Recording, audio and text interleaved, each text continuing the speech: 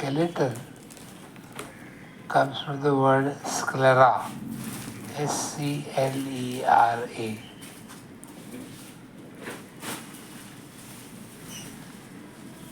Where have you heard the word sclera? In the eye, yeah. In the eye. But that is quite soft. The white of the eye is quite soft. But if you compare it with the pigment layer of the eye and retina, it is relatively quite hard. Yeah. So anything hard or firm is called as skeleton. So in the humans, it includes only endoskeleton. There is nothing hard on the surface. So there is no exoskeleton. And endoskeleton consists of bones and cartilage.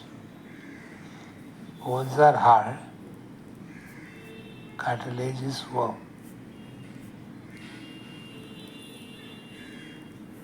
Often you are asked, how do you define consistency? Consistency are of three types: soft, firm and hard. To differentiate one from the other, feel the lips, feel the nose, feel the forehead. Lips are soft, Yeah. nose is firm, forehead is hard. So bones are hard, cartilages are firm.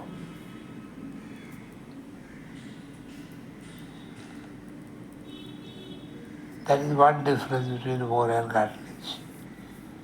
What is the another difference between bone and cartilage? Cartilage is movable. Like, you can move it a bit, your cartilage. Okay, because it's firm. Yeah, that's right. That's why it's slightly movable. But that's the part of software, firm versus hard itself. Okay. Another major difference between bone and cartilage is this bone is highly vascular.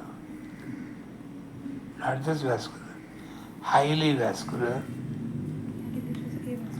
Cartilage is completely devoid of blood vessels, avascular.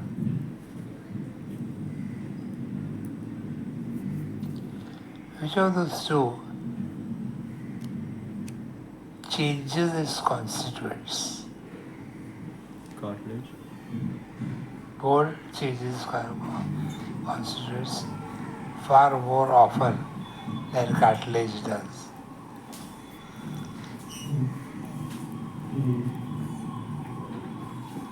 That's why bone is considered as dynamic.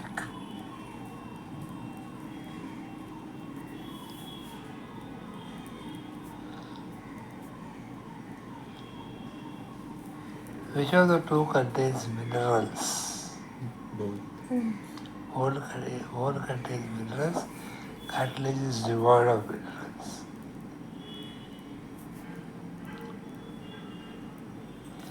When cartilage gets deposited by minerals, the nutritional supply within the cartilage gets affected. So the cartilage cells die. This is called calcified cartilage. Calcified cartilage cannot survive. It will die. Then blood vessels will enter it and replace the cartilage cells with bone cells. And then the bone gets formed.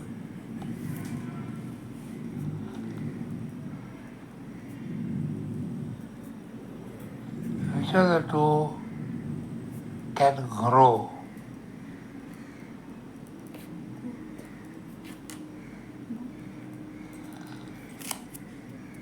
See, when we say grow, we refer to multiplicative growth, where the cells grow in number. We call it as auxetic growth, where the cells grow in size. And we use the word interstitial growth, when the space between cells increase. I repeat, growth is of three types. Multiplicative growth is increase in number of cells. auxetic growth, Auxetic,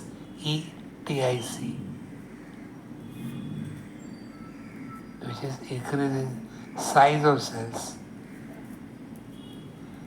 This is typically seen in muscles. In bodybuilders, muscles don't increase in number, they increase in thickness, auxiliary growth. And the third type of growth is interstitial growth, where there is an increase in the distance between the cells.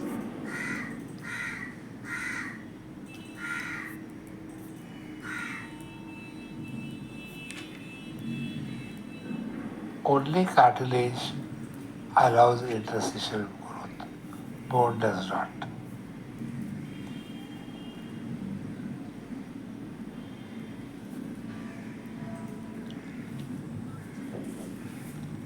But bone can grow in thickness, so can cartilage.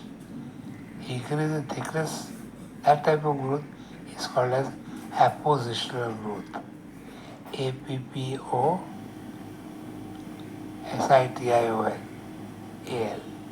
appositional growth.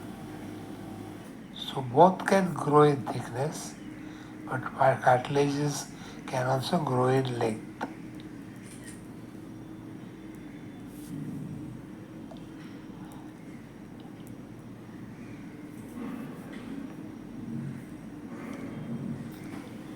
One scientist put two nails, silver nails, in the shaft of the long bone of the chicken leg.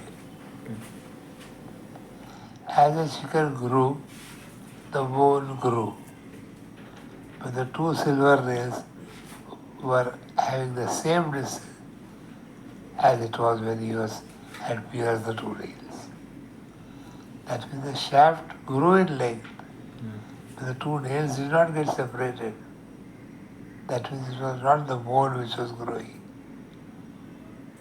It grew in thickness, but it did not grow in length.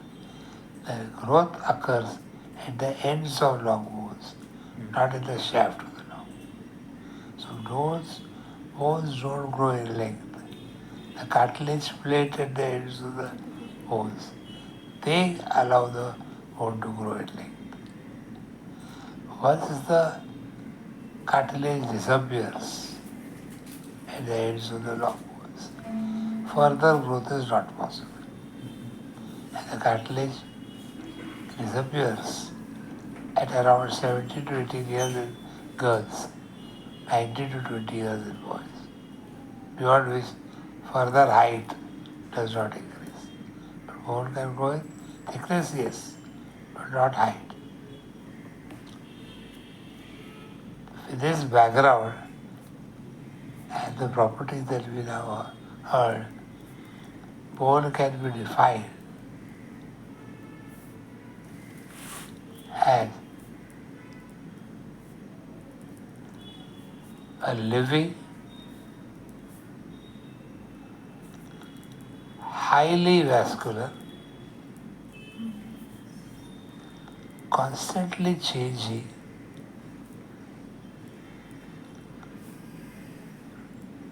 mineralized connective tissue. The Bone is a living, highly vascular, constantly changing, mineralized connective tissue.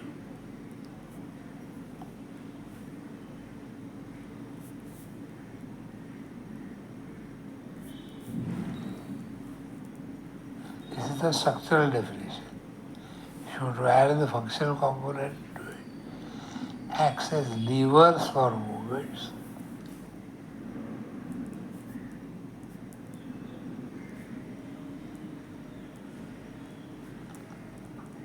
allows growth,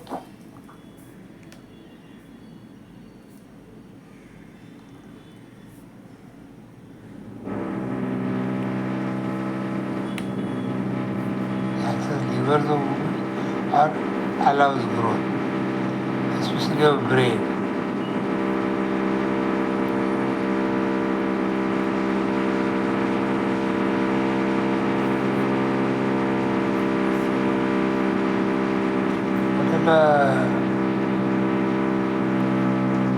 other words for bone.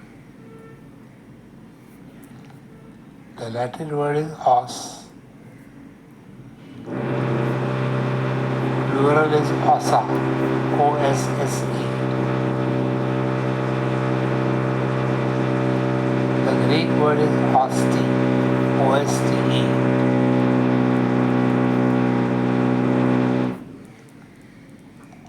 And along with the correcting vowel when required, it becomes osteo.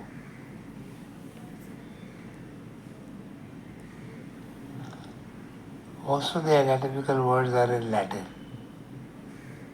So we'll also say os so and so.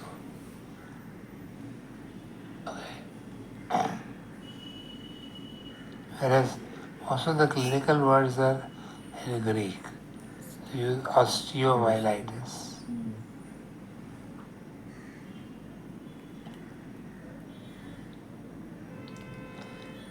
Bone structurally is made up of two parts, the minerals and the collagen fibers.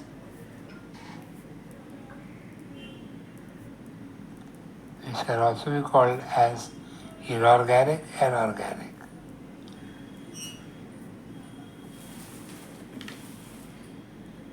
The fibers. The collagen. Collagen fibers. Collagen fiber is the organic part.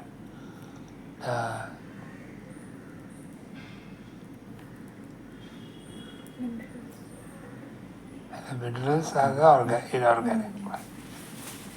The inorganic part is mainly calcium phosphate.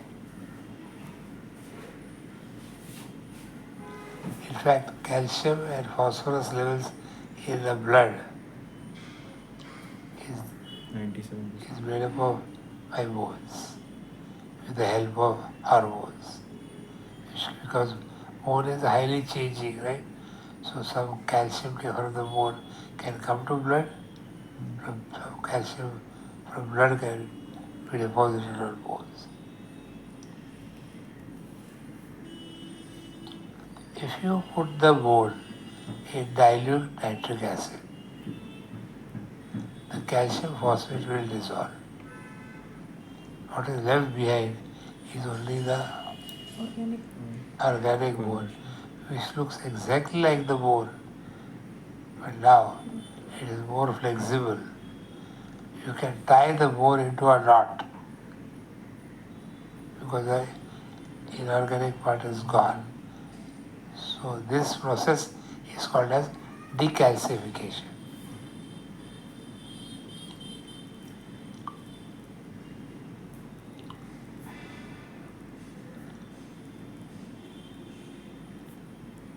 In contrast, if you burn the bone, the collagen fibers will burn off, leaving behind only the minerals, which will have the shape of the bone, but will be extremely brittle. So this process is called as, not called anything, burning the bone to remove the collagen part.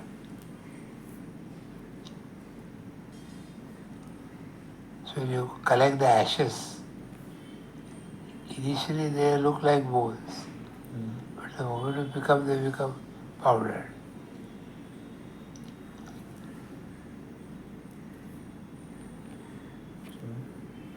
Collect the ashes. You collect the ashes, and you collect the bones after burning. Yes.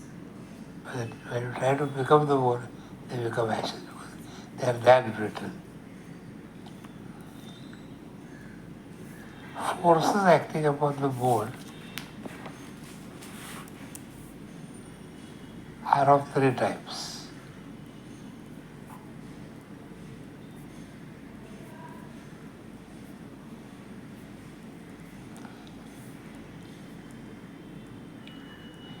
One is called as compressive force,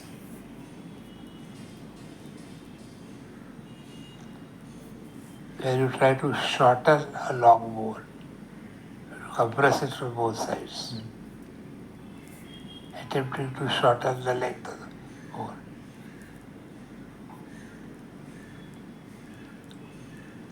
This is prevented by the inorganic part.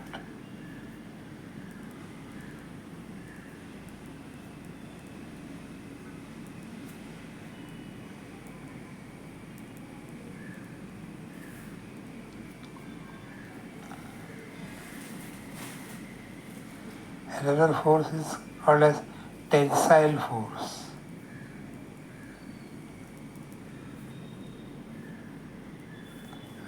Where there is a pull on both ends of the bone, attempting to lengthen the bone.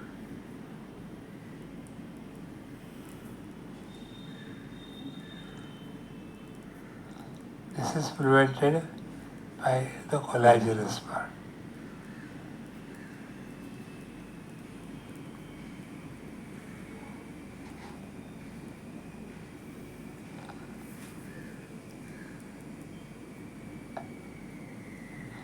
So compressive force is signaled by inorganic part. Tensile force is counteracted by the organic part. A third type of force acting upon the bone is called as shearing force. Shearing. Shearing force. This is trying to bend the bone.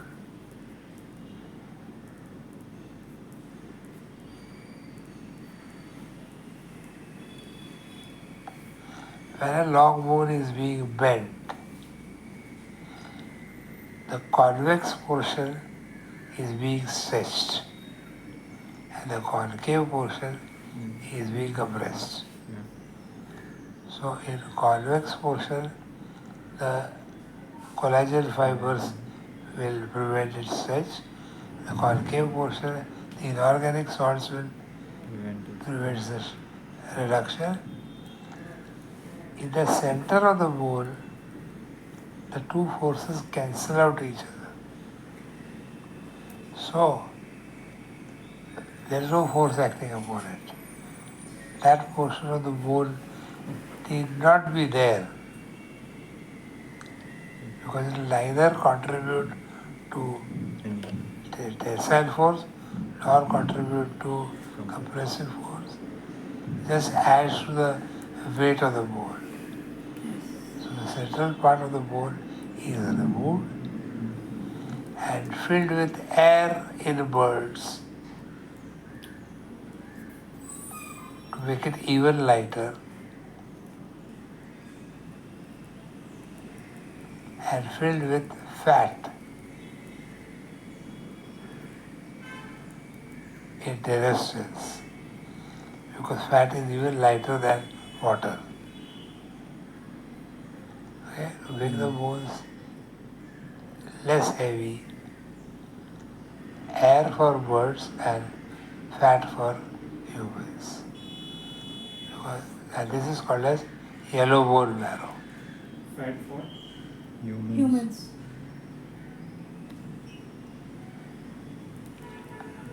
And this is called as yellow bone marrow because fat is yellow in color. In children, there is a red bone marrow in the shaft. Fetal life in children.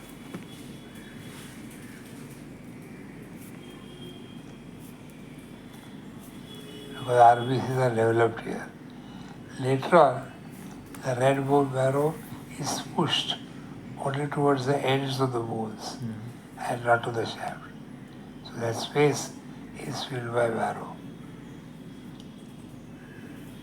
People often ask, why is the bone marrow, why is the fat lying inside the bone?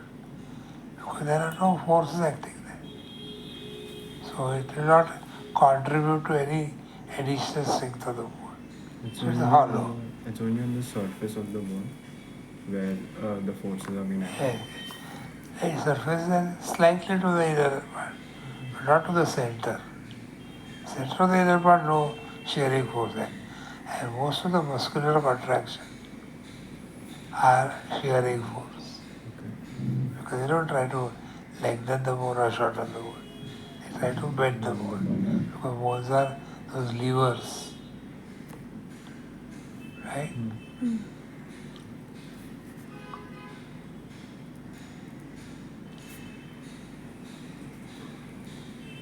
These collagen fibers which are in the bone lie in a perfect, definite, organized manner. Such bones is called as lamellar bones.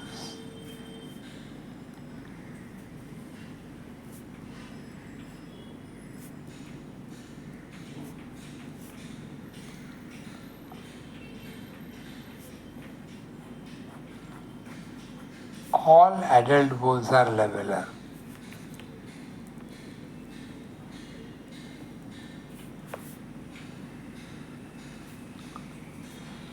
In fetal life, when the bones are being formed, the collagen fibers are haphazardly arranged. Such a bone is called as woven bone. How are they arranged? In fetal life, the collagen fibers are in a disorganized manner. It is called as woven bones, like weaving, woven. Then eventually, because of the reorganization, because we said bone is constantly changing. And reorganization, all collagen fibers will be arranged in one plane wise. When the bone is being formed, right? But bone is also being formed in fracture when it heals. So, at initial stage of fracture healing, the bone is in woven form. Then it gets remodeled to become lamellar again.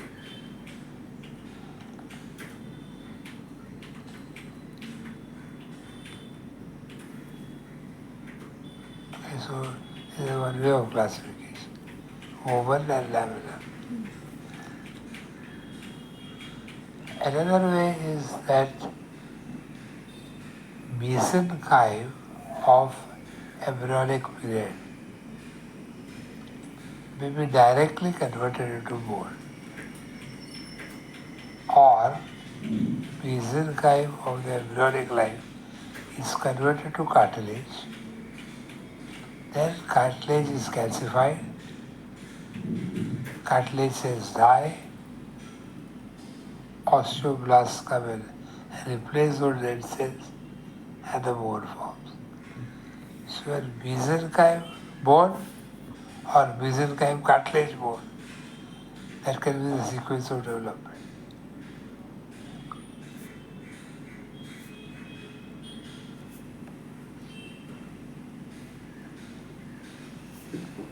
Mesenchyme to bone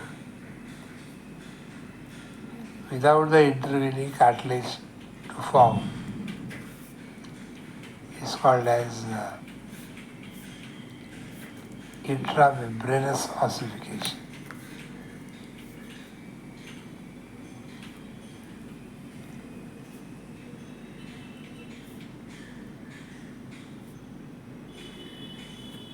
And the bones are also called as dermal bones. TERMAL.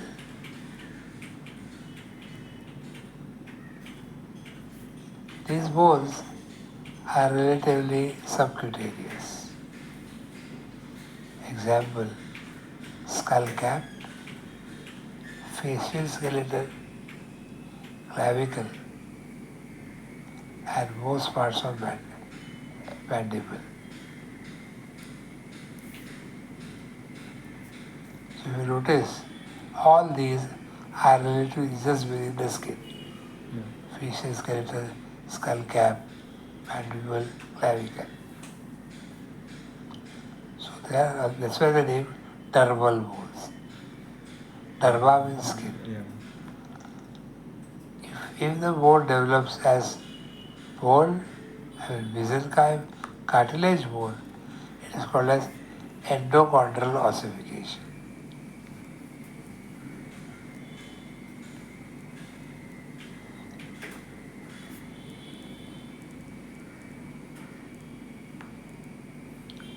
or cartilaginous bone.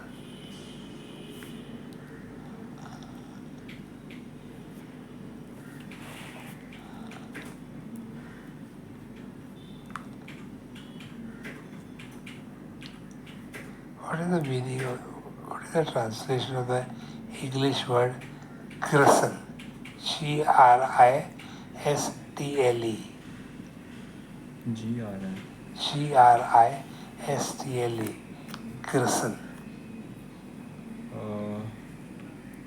Gristle is an English word whose Latin translation is cartilage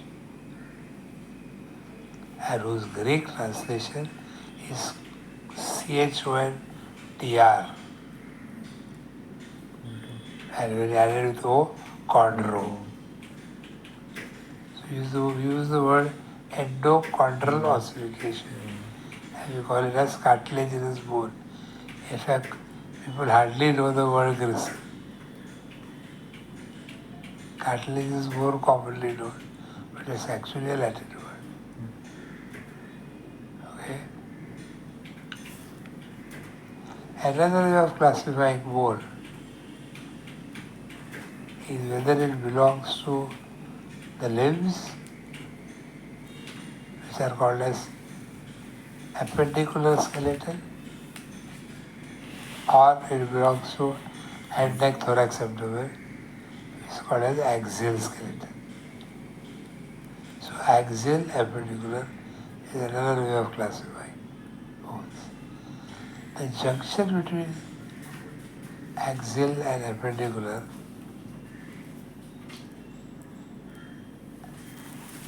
is ring shaped. उड़ी के लिए आपको लिखो dean को आपको लिखो dean को नहीं So The junction between axial and appendicular is ring shaped.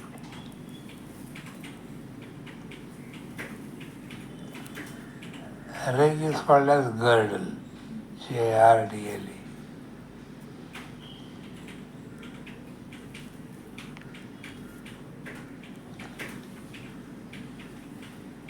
And the upper limb is also called as pectoral or shoulder girdle. The lower limb, pelvic girdle.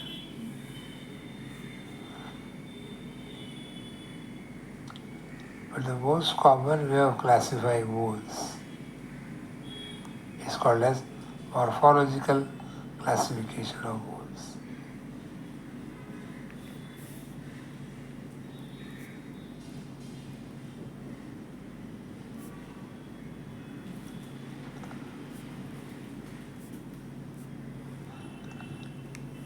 First time, long bones.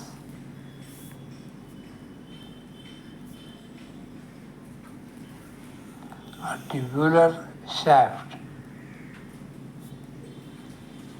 has got two expanded ends.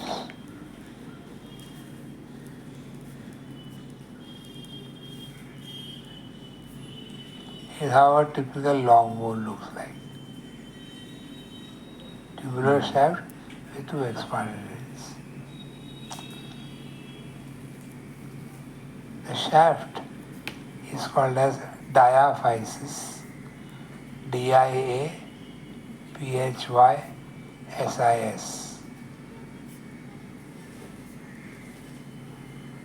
If you remember physiology, which means growth, physis means growth. Dia is short for diameter. That's what lies in between. So diaphysis, the growth of the between structure, which is the tubular shaft. So tubular shaft is called diaphysis. The ends are called as epiphysis.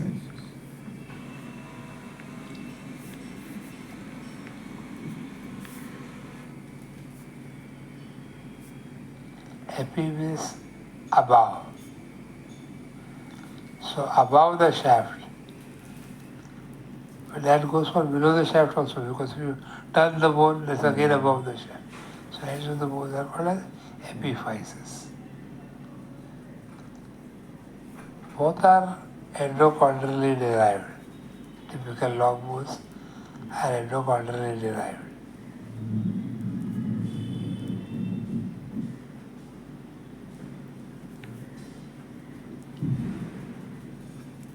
The point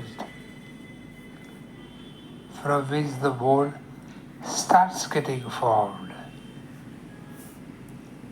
the point from which the bone starts getting formed is called as center of ossification.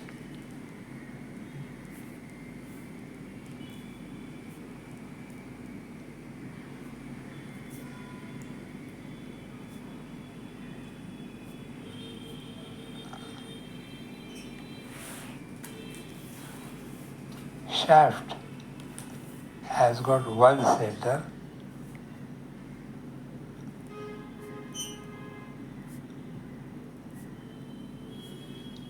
which usually develops in the third month of intrauterine life. Ossification of shaft develops from the third month of intrauterine life.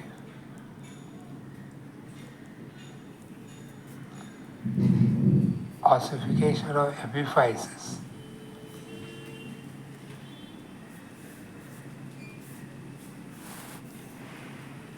starts separately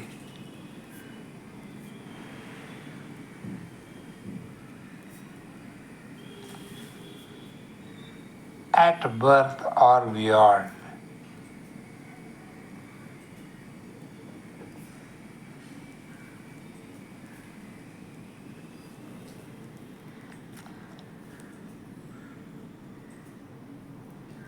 The center of ossification for shaft is called as primary center.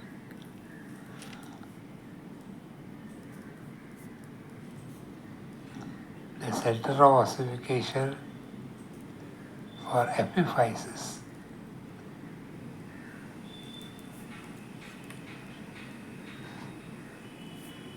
Primary center, right? the center for the shaft is the primary center. The centers for the epiphyses are secondary centers. So it's not the shaft which grows and becomes the ends. Ends are developed from separate centers. They are called secondary centers because they are developing at or after birth. Whereas the shaft is developed from the third month of its shaft. The gap between the epiphyses and diaphyses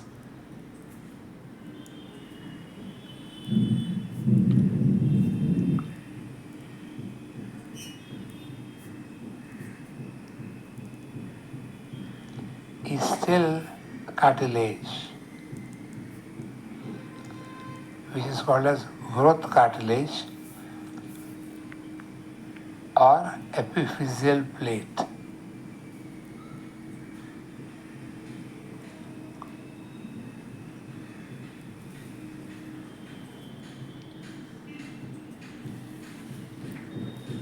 It is at this site the bone grows in length.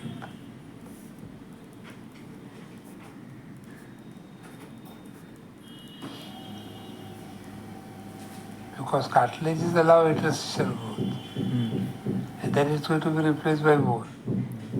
So the cartilage further grows. The junction between epiphysis and diaphysis,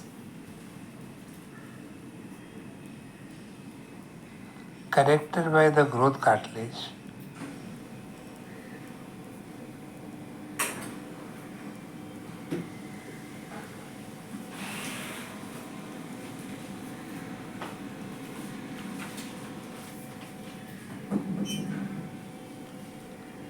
is a joint.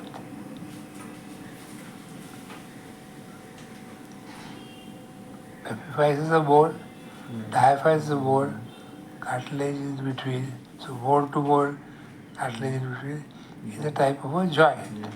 And this is a primary cartilaginous joint.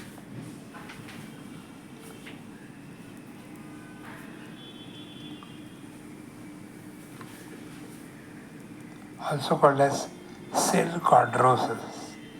Synchondrosis.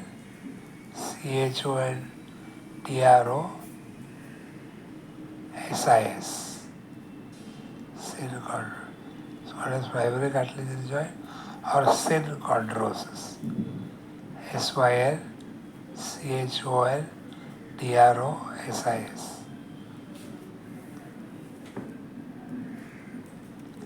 It is totally immovable and it is meant for growth only.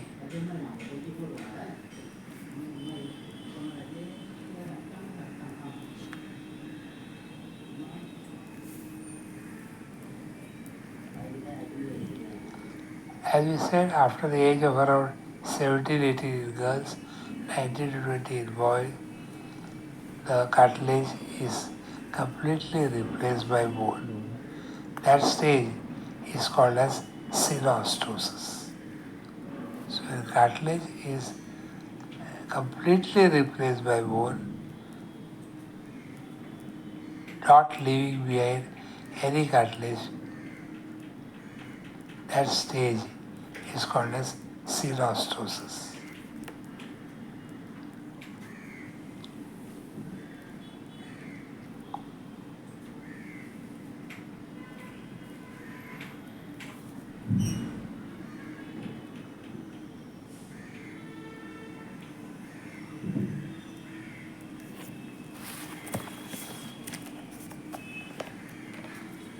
We were speaking so far about long bones.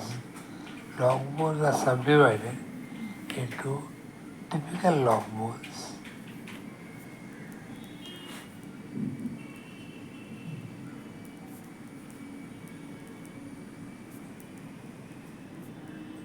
miniature long bones,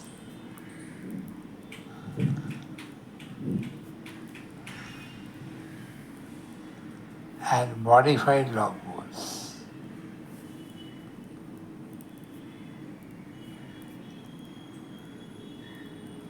Okay? Typical long bones, miniature long bones, and modified long bones. So let's talk about a typical long bone. It has got a shaft, like all long bones have. It has got epiphyses at least one epiphysis at each end.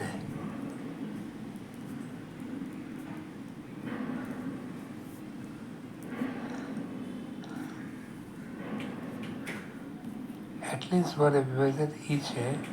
There can be more than one epiphysis at one end, but both ends should have at least one epiphysis. Let's take the example, humerus, three epiphyses at upper end, four epiphyses at lower end, radius, ulna, one epiphysis at each end, femur, three epiphyses at upper end, one at lower end, tibia, fibula, one at each end. Okay? Based on how the multiple epiphyses, when there are multiple epiphyses at one end of a typical long bone, it is called as composite epiphysis. When there are multiple epiphyses at one end of long bone, they are called as composite epiphyses.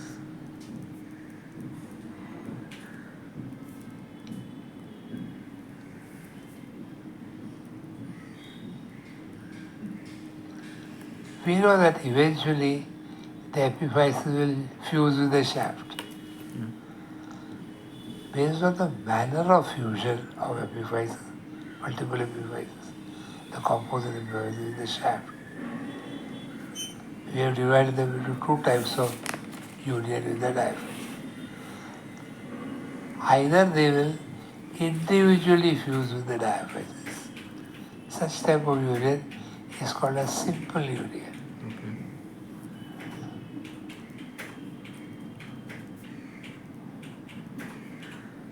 If each of the multiple epiphyses fuse the shaft independently, they are simple union. The epiphyses are called as simple epiphyses. Example, upper end of femur.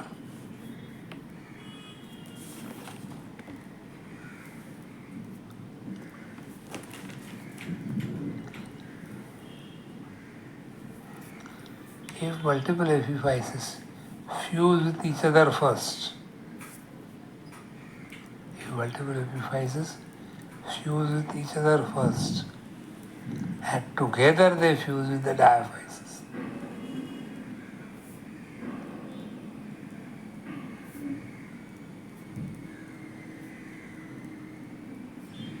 such union is called as compound union, and the epiphyses are called as compound epiphyses.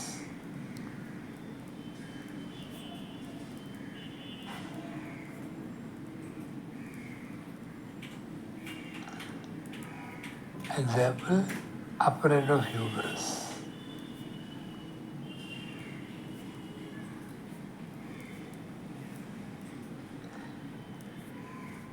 The only other composite epiphysis is lower end of humerus, which has got 4 epiphyses.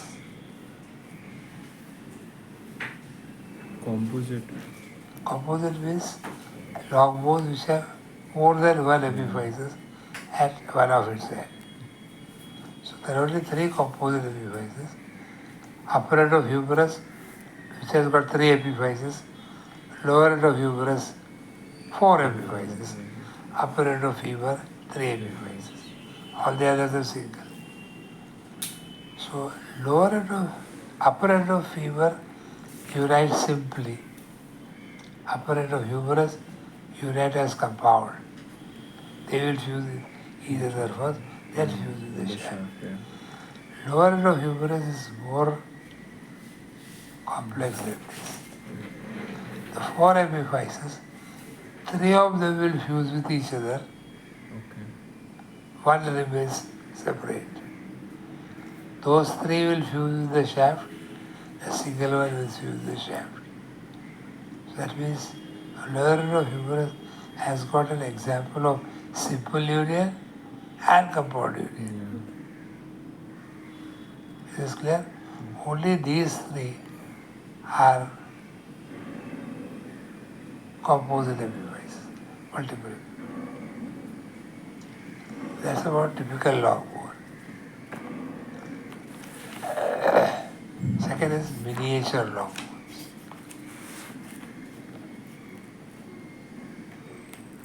But why is it like that? Why is what like that? The lower end of the humerus. See, if you look at the lower end of humerus, look at the medial epicondyle. Show me the medial epicondyle. Show him the medial. See, this bony prominence seems to be jutting out more Yeah. because it's an independent epi. The others, they are fused close to each other, so they fuse. Okay. The reason for femur is the neck of the femur bears the body weight Yeah. when you are standing. If it has to bear the body weight, it has to be shaft. It has to be a compact bone shaft.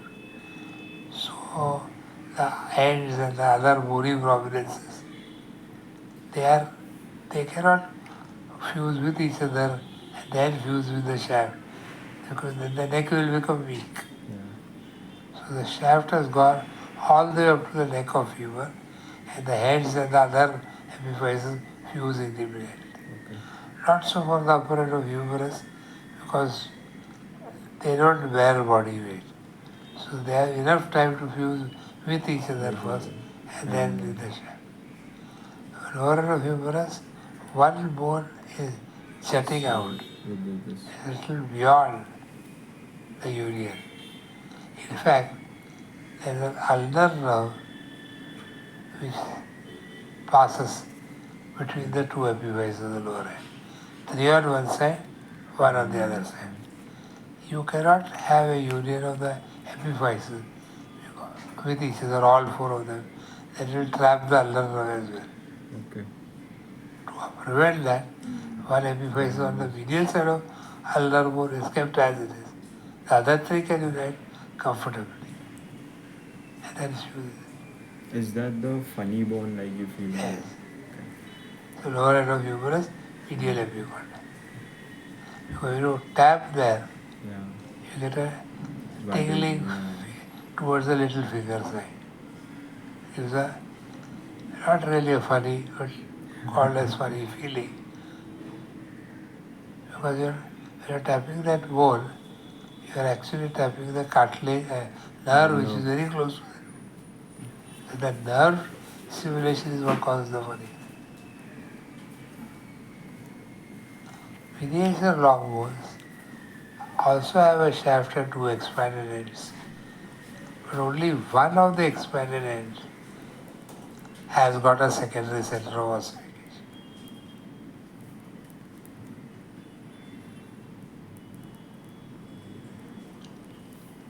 So it has got a diaphysis, primary center, and has got one epiphysis, secondary center.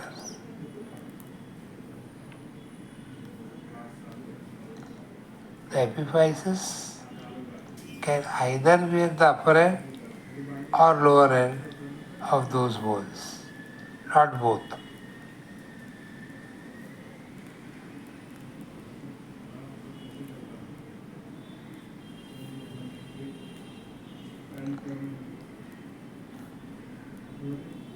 Examples are metacarpals, metatarsals, and phalanges.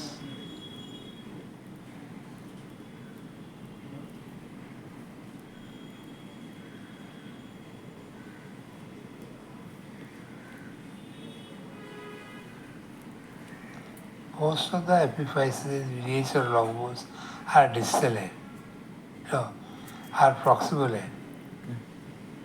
Only few are distal end epiphyses. They can have both ends, right? Yeah. So either proximal end or distal end, and most of them are proximal.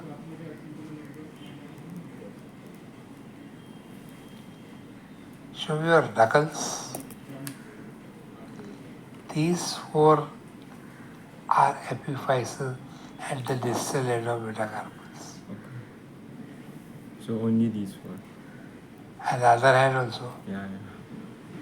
And corresponding metatarsals also of the foot. Okay. 16 examples of distal epiphyses.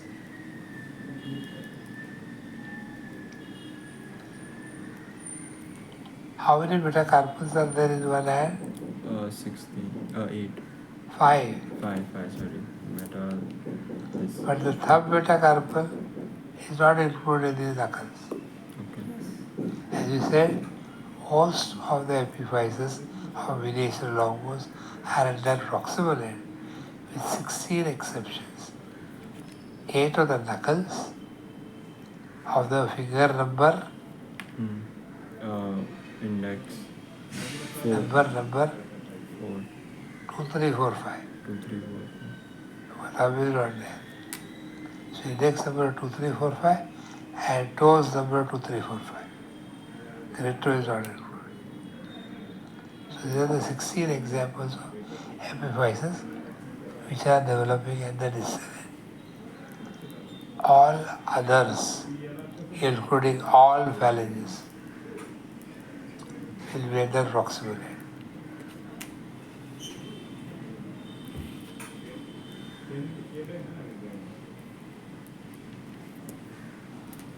How many phalanges does each finger have? 3. 3. Yeah. Phalanges. That's why there are 2 joints, huh? Yeah. 3 phalanges. How many phalanges does the thumb have? 2. 2. But if you look at the development, The first metacarpal develops like a phalanx, Yeah. proximal epiphysis. So effectively you can say thumb also has 3 phalanges, but the first phalanx is called as metacarpal. Okay. Are you getting the point? Yeah. But development is the phalanx. Okay? Right. Epiphyses are of 4 subtypes.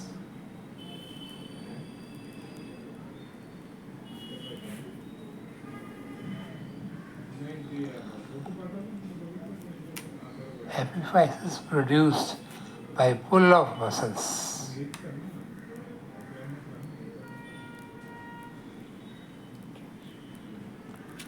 are called as traction epiphyses.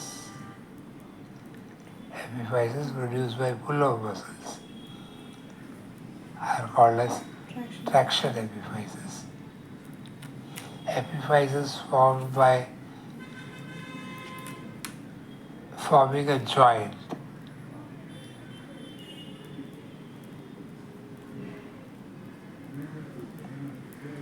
are called as pressure epiphyses.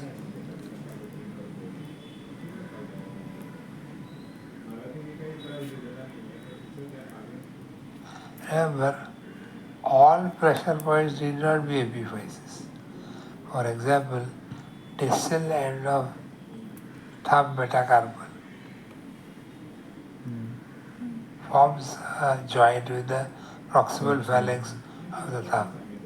But the distal end of the thumb does not have a pressure epiphysis. Yeah. So it's not necessary for pressure epiphysis to be formed in all joint areas. But those epiphyses which are developed in the joint area are called as pressure epiphyses.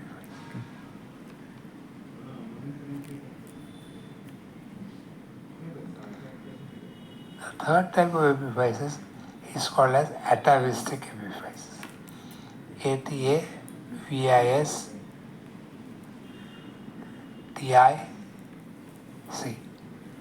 Atavistic epiphysis. Atavistic means vestigial.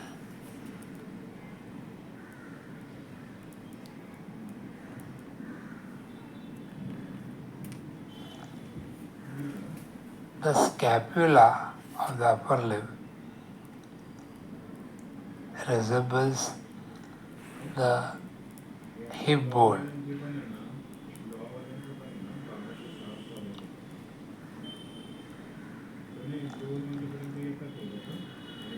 Hip bone consists of ilium, ischium, pubis. Scapula also has got 3 corresponding. But pubis connects with the other pubis and pubic symphysis. The scapula do not touch each other. They are kept separated by the clavicle. By keeping it separated from clavicle, the pubis corresponding part of scapula does not develop and remains vestigial. The reason why clavicle separates is to increase the range of the shoulder.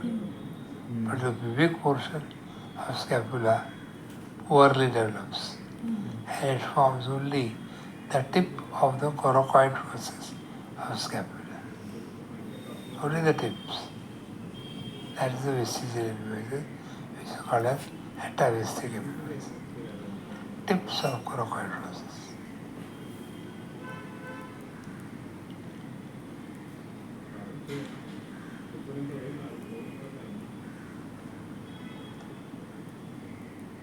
A fourth type of epiphysis is called as aberrant epiphysis.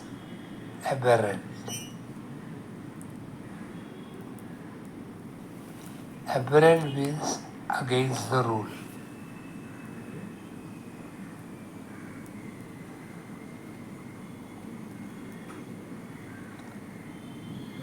Just now we said 16 epiphyses are formed in the distal ends. each of the 4 knuckles corresponding toes in the lower limb.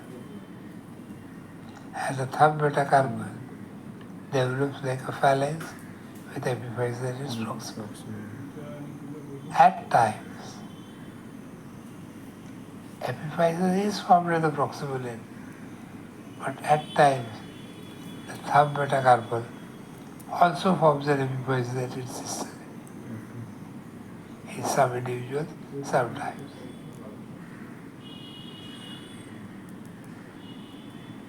Of course, this makes that metacarpal as a typical long bone epiphysis region, but that is against the rule. So the distal epiphysis of the thumb metacarpal is called as aberrant epiphysis because it's not as per the rules of thumb development. Another example of aberrant epiphysis is proximal end of second metacarpal.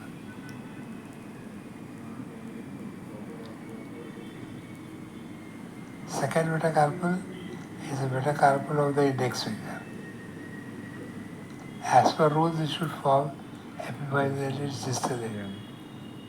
That will be formed definitely, but sometimes there is an additional epiphysis developing at its proximal end. That's also an example of against the rule epiphysis, aberrant epiphysis. You will say, mathematically, any of the miniature long bones could have aberrant, but only these two have been observed.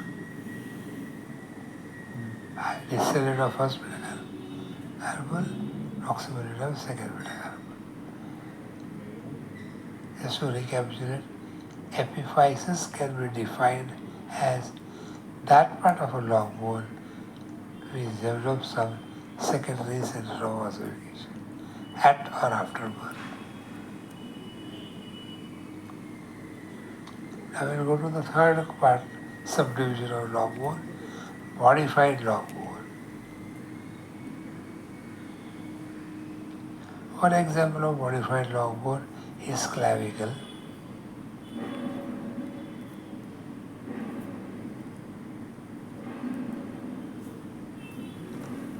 Long bones are typically endochondral ossification. Clavicle is membranous ossification.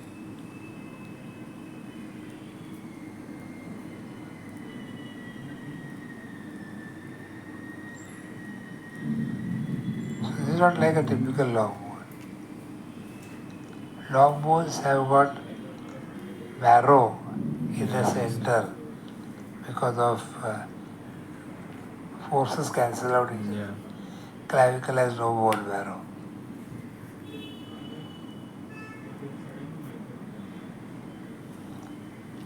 Clavicle is the only long bone which is placed transversely horizontally.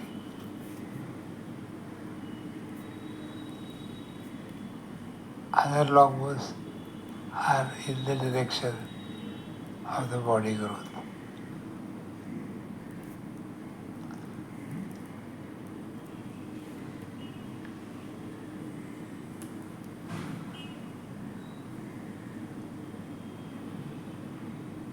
Clavicle is the first bone to ossify in the body. That's not an exception, but it's the first bone to ossify in the body. Second is mandible. The epiphysis of clavicle is the last to develop and last to fuse.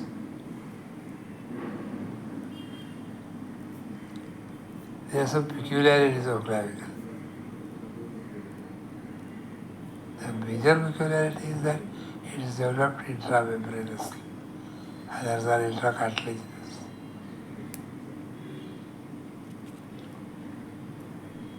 Another example of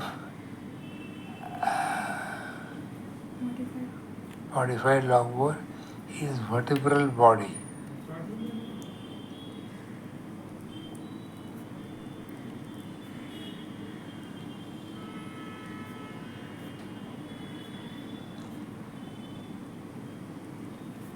The center of the vertebral body is called centrum. CENTRUM.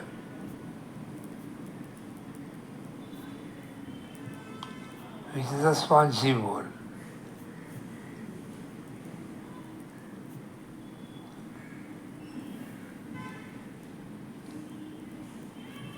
The upper and lower part of the body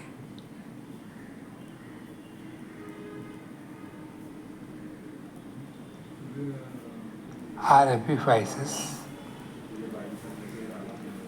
which are compact bones.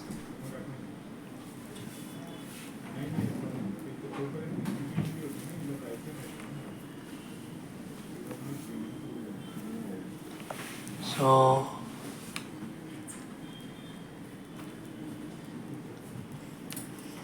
if you look at this vertebral centrum and upper and lower ends epiphyses. So, long bone. Yeah. But this shaft is not a shaft. It's a spongy bone shaft. Epiphyses are supposed to be spongy and diaphyses are supposed to be compact. Here epiphysis is compact and diaphysis is spongy. That's because the ends of the long bones bear the body weight of the upper bone. So they need to be compact. The shaft does not need to be. Shaft has to be a little flexible. So it's spongy. So this is again an example of modified long bone. Remember, ilium, ischium, pubis has three parts of the hip bone, formerly called innominate bone. Develop in the third month, fourth month, and fifth month intrauterine life.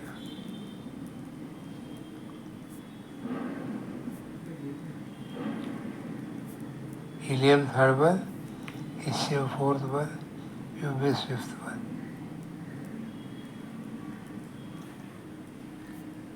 You can't call ischium and pubis as epiphyses just because ilium develops first. All three are considered as primary centers of ossification for their own parts. Then they fuse.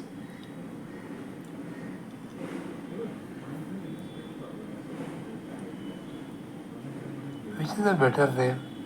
Innominate or hip bone? You heard of the word innominate, right? No. And this bone is also called as innominate. Innominate is our confession of our inability to give it a name. Hip bone. So that's about long bones. The second classification morphologically is short bones.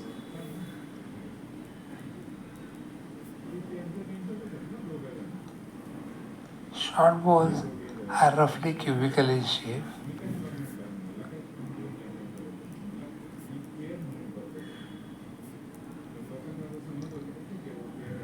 They only have one center of ossification, which may develop before or after birth.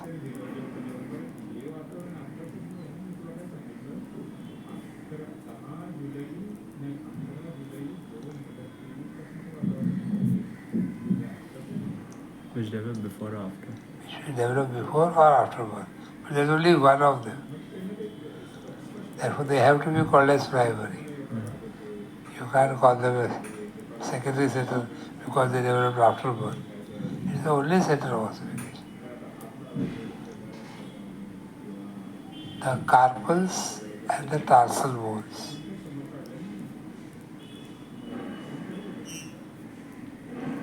are short bones.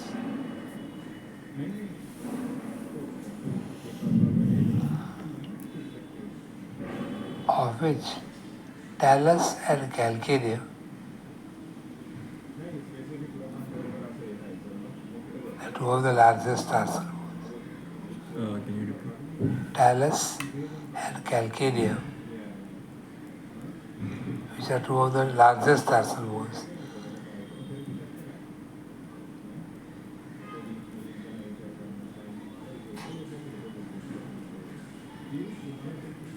They develop before birth.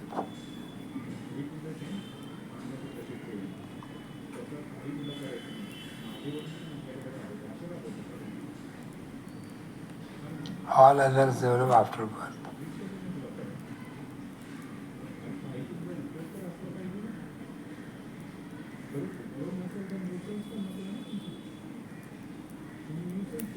It is of great clinical significance that by taking an X-ray, you can know the bone growth of the child. There is something called as chronological age, that is based on the date of birth, and morphological age or bone age, that is based on ossification of these short bones. And adolescent age is determined by the time of fusion of epiphysis with diaphysis. Different epiphyses fuse with diaphysis at different ages, between 17 to 20. Sometimes a little earlier, sometimes a little later. There is a timetable available which epiphysis appears when and when does it fuse with shaft. The time of appearance of epiphysis and their fusion with diaphysis. The time of appearance of epiphysis and their fusion with diaphysis is as arbitrary as numbers stored in your contacts and may very well be referred to as and when required.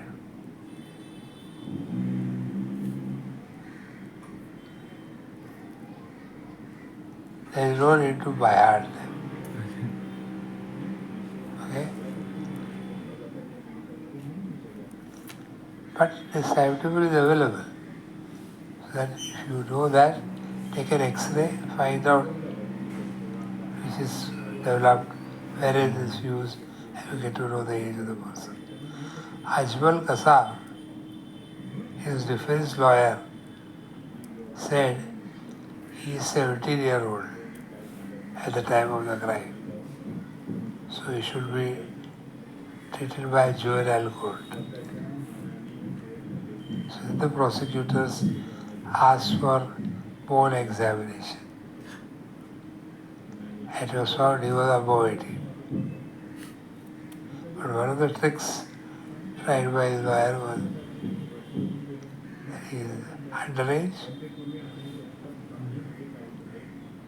That's how we suppose a child, like my daughter, was very short at the age of 3. And her grandmother is also very short. We felt whether she has taken the genes of the grandmother and remained short, lesser than 5 feet.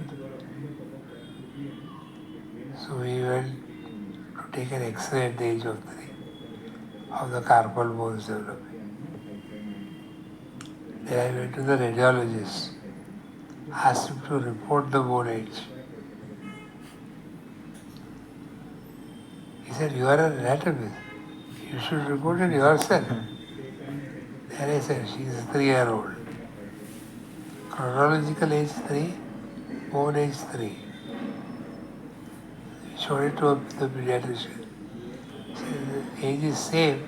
She will grow up to be a normal heighted girl in India. What is average height? She will not remain stunted. However, if the bone age was 5 and when she is actually 3, the fusion will occur earlier. Still she will remain stunted. Okay. In contrast, if the bone age is 1, which is actually 3-year-old, the bones are slowly developing. She will grow up to a longer time and will turn out to be taller than the rest of them. average. Okay. Coming back to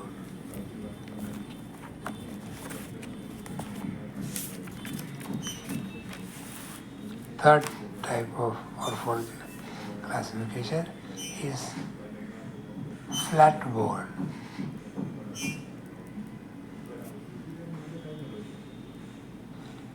Here there are two tables of compact bone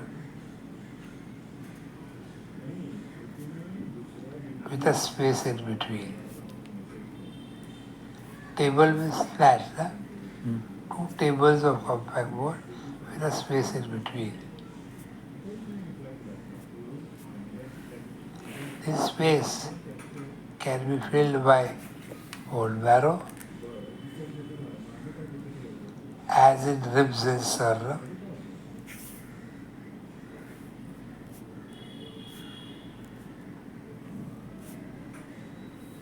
or can be filled with blood, which are called as diploe, Diploe,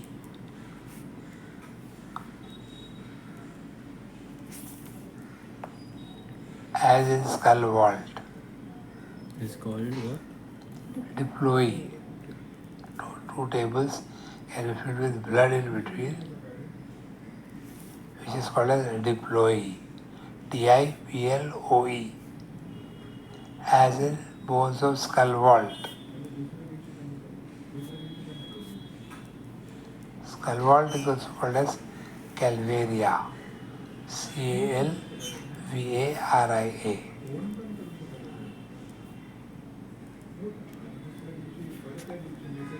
So these are the examples of flat bones. Skull vault, ribs, sternum.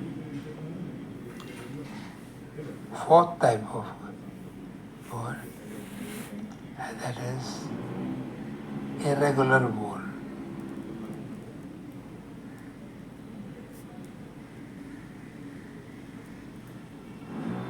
People say irregular bone are irregular in shape. But for the bone, that shape is normal, other than irregular. So irregular bones can be simply defined as bones developing from multiple primary centers of ossification.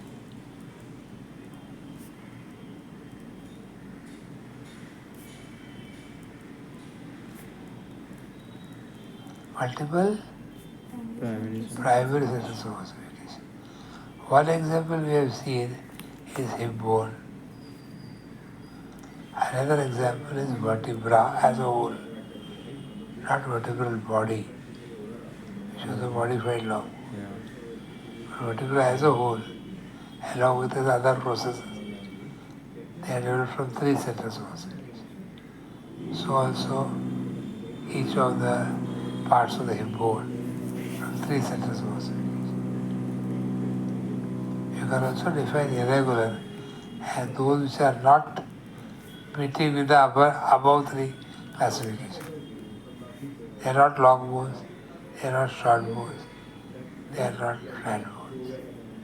So they are irregular.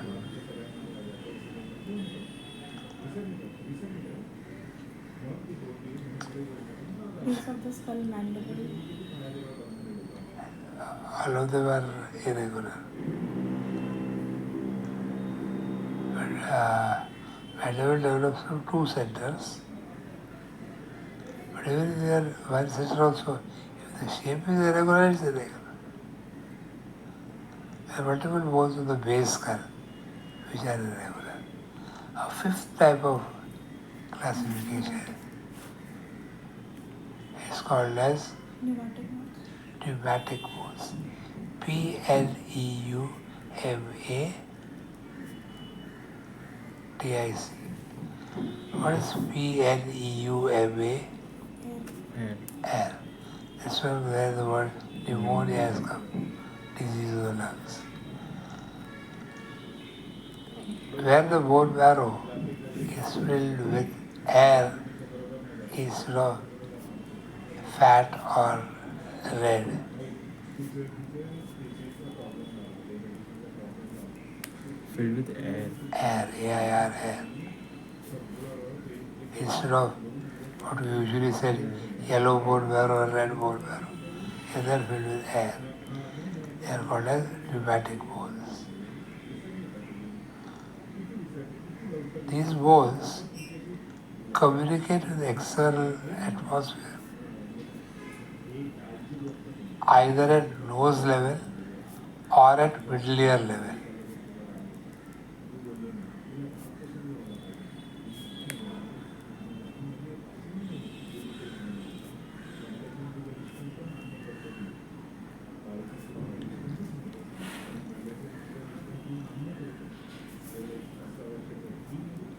Those air-filled bones, where the air communicates with the nasal cavity, are called as paranasal air sinuses.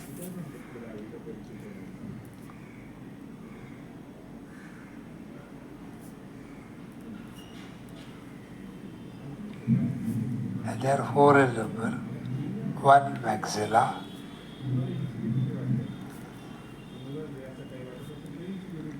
two frontal,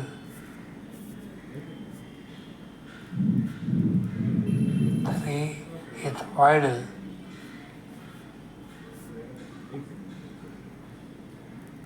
four spheroidal. Four. Spheroidal, S-P-H-E-N-O-I-D-A-L. The bones are maxilla, frontal, spheroid and ethmoid. Ethmoid and spheroid. So you should use the word actually, since you are using adjective form, call it maxillary, not maxilla. And the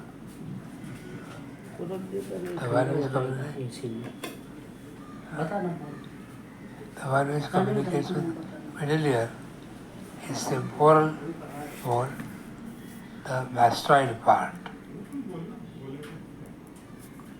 Temporal bone, mastoid part communicates with middle ear, which is also filled with air.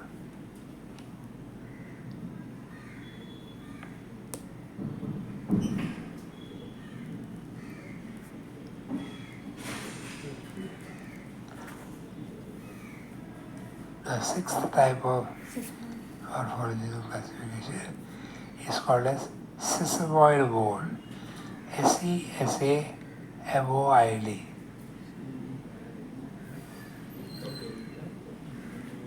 S-E-S-A-M-O-I-D. Within brackets, you can write P-shaped.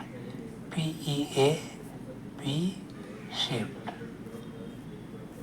The word same is P. P-shaped. These are bones developed in the tendon of muscles. Developed in Tendons of muscles.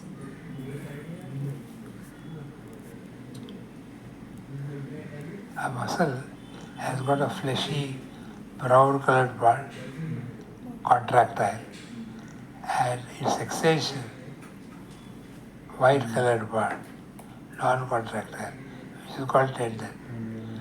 Tendon increases the range of muscle attachment, so you can cross multiple joints, yet occupy very less space and requiring very less blood supply. Also in place where there is friction, muscles cannot survive. So wherever there is friction in the muscles, the first change that the muscle will show is that part will become non-contractile. So it will form a tendon or it will form an aponeurosis. Aponeurosis is flattened tendon.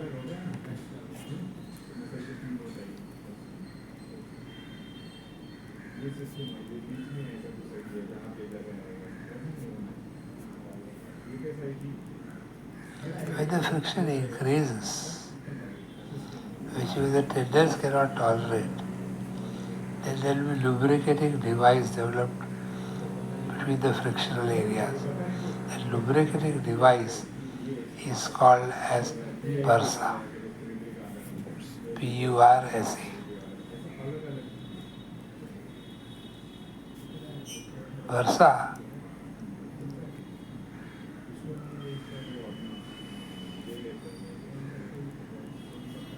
Bursa is a fibrous sac lined by synovial membrane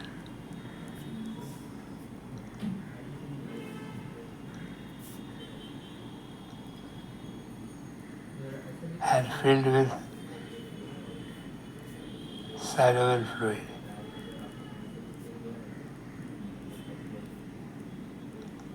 and is roughly spherical in shape.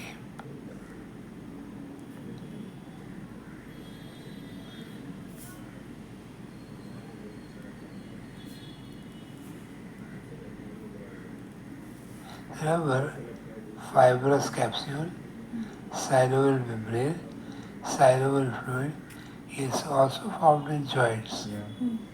but they are also there in bursa. Fibrous sac, synovial membrane, synovial fluid, all constituents are the same. So synovial is not restricted to joints alone. They are also, and he said roughly spherical in shape. Elongated bursa are called as synovial sheaths.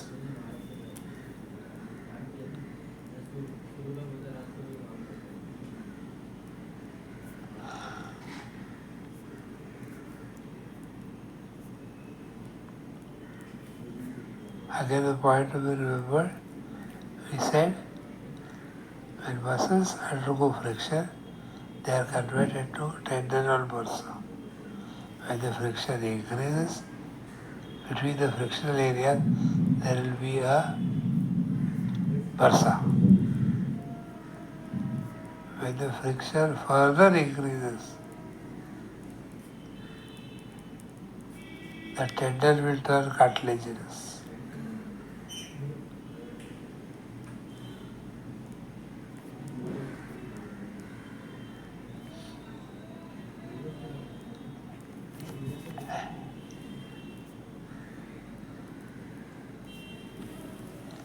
If the increase in tendon goes beyond that, the cartilage will be replaced by the bone.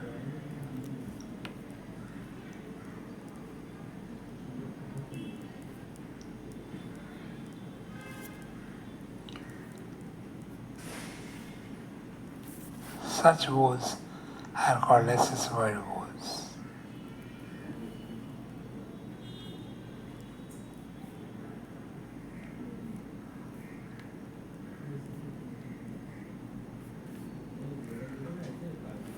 Why should that cartilage be replaced by bone? Why couldn't it remain cartilage? Cartilages are avascular. So under repeated friction, if it dies, it does not regenerate.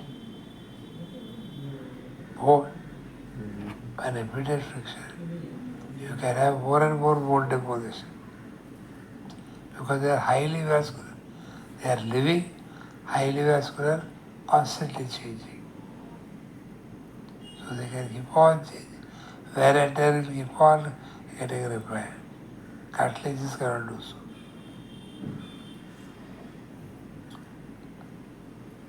Sesamoid bones do not have periosteum.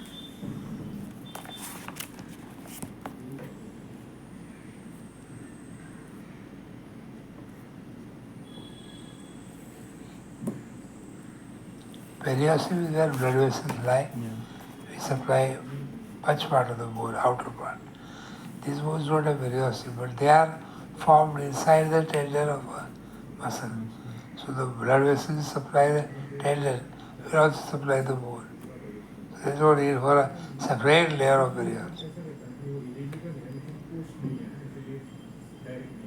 Seventh type of bone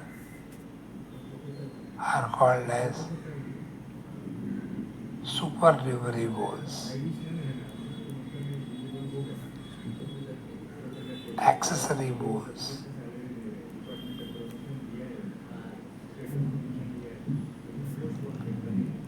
Wormian bones, Wormian,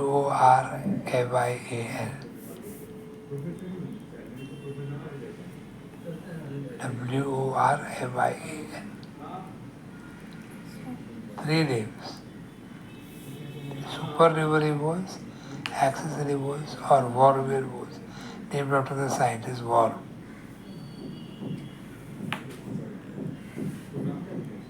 They are also called as sutural bones.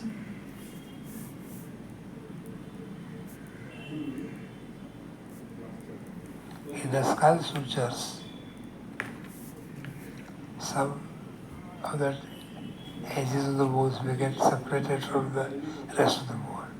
So it will be given as small bone bits.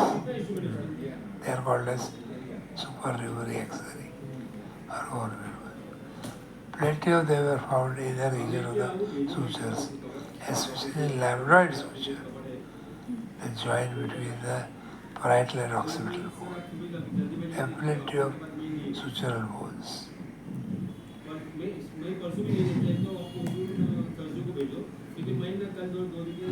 need to give examples of sesamoid, patella and pisiform.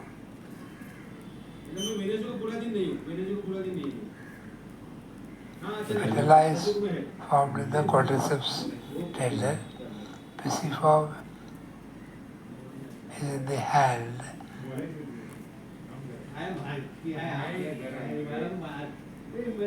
In the main wrist flexor. मला तर 100% वाटते काय नक्की